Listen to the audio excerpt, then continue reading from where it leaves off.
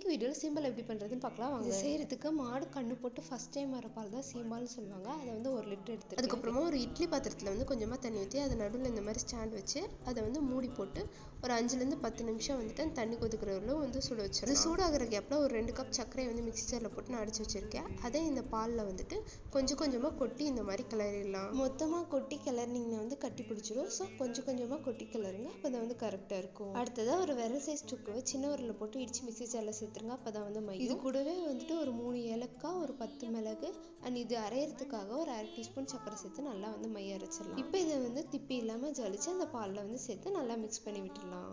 இப்போ நம்ம ஆல்ரெடி அடுப்பில் வச்சுருந்த இட்லி குண்டா நல்லா வந்து ப்ரீ ஹீட் ஆகிருக்கும்.